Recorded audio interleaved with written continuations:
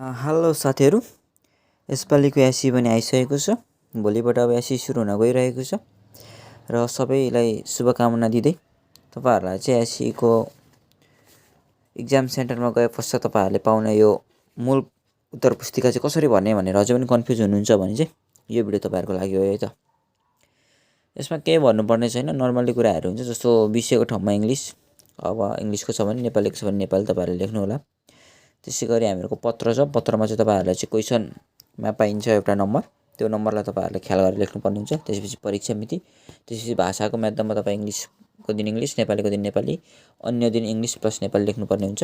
भने थप उत्तर पुस्तिका भनेको तपाईँको जतिवटा थप्नुहुन्छ त्यति +1 गर्दै जाने र यतापट्टि सिम्बल नम्बर वर्डमा लेख्ने, भने यतापट्टि चाहिँ हामीहरूको लेटरमा लेख्ने। 0 छ भने जेठीहरू 0 यसरी लेख्नुपर्छ है त।